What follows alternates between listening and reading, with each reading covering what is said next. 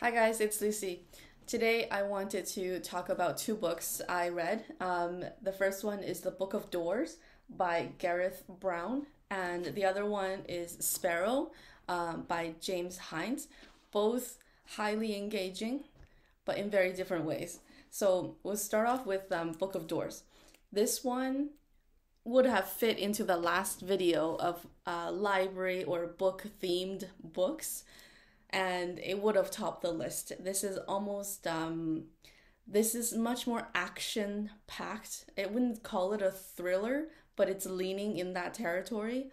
Um, and it's not laid back or romantic or sweet at all. This is just very, very plot driven.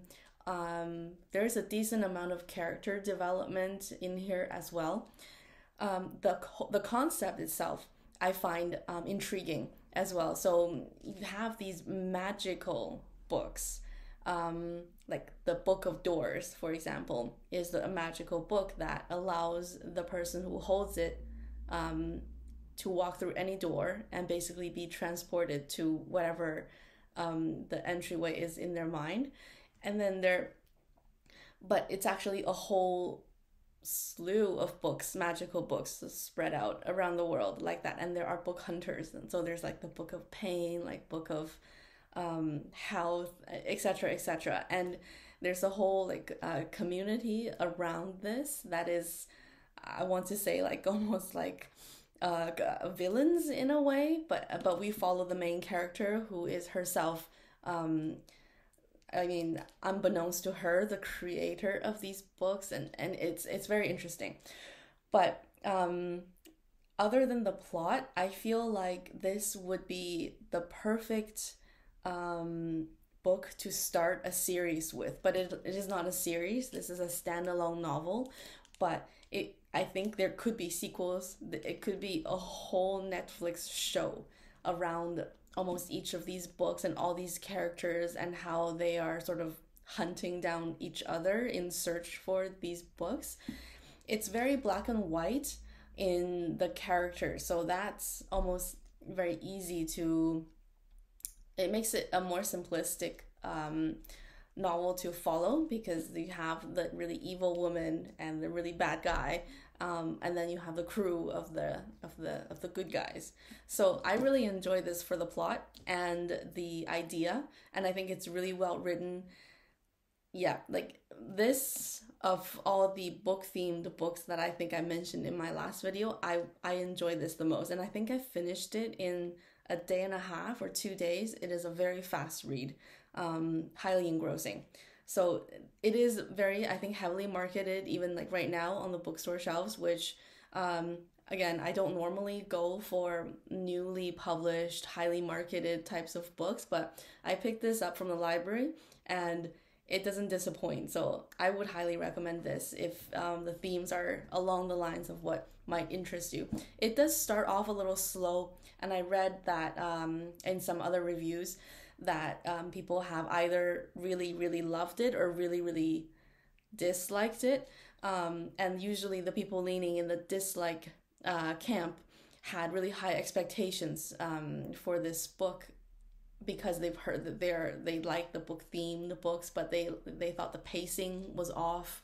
The characters were too one-sided ish, like too simplistic. But I read this without any expectations. I think it is a kind of set up to be that way. It reads a little bit more like a screenplay. It is a little slow to start off with, and you kind of see things coming. But I actually enjoyed that in this particular book.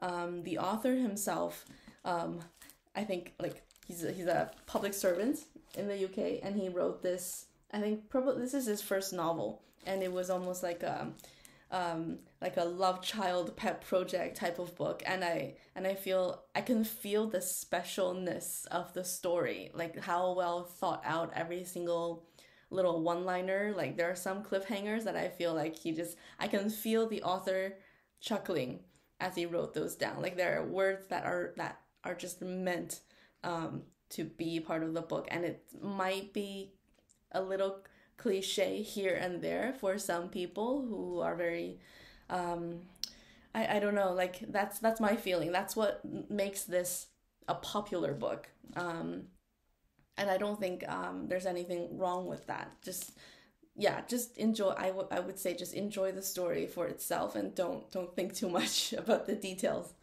But yeah, okay, moving on to the second one, Sparrow. I had no idea what this was. I was kind of intrigued by the synopsis, jacket cover, set in the Roman times where slavery was quite rampant still.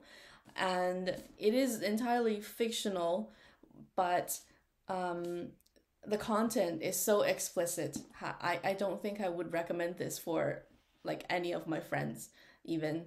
Um, this is for someone who I think would have like a super open mind because it talks about a boy who was sold into slavery. He doesn't know where he's from, and he ends up growing up in an inn slash brothel, and eventually, and he hints this all along, like he had these substitute mothers who were literally prostitutes working in the inn, but he was so innocent growing up, he had no idea what was going to happen, but it kept on being hinted, and then around middle of the book, he basically is forced to become a male prostitute himself. So it's kind of like a coming of age story, but there's so much explicit content in here mixed in with all the complicated emotional drama of it all, plot wise, and also just ideologically,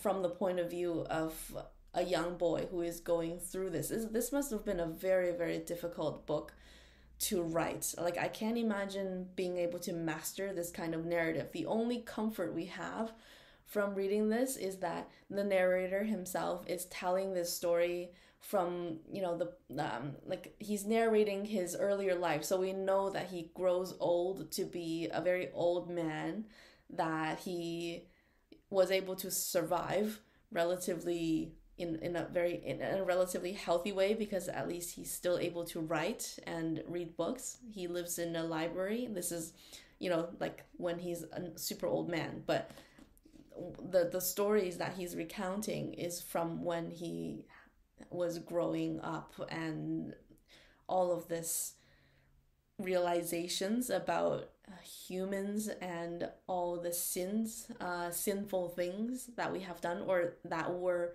done, that we know, maybe not specifically because this is fiction, but that we know of when it came to the Roman times and slavery.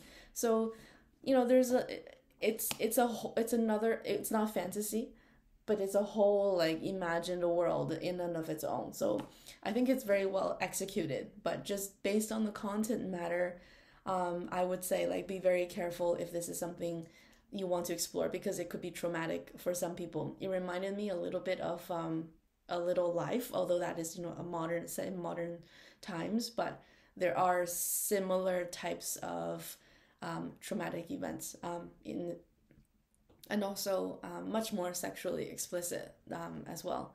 So yeah, still highly engaging and very well written, but it was a little, for me, I think an eye opener for this one.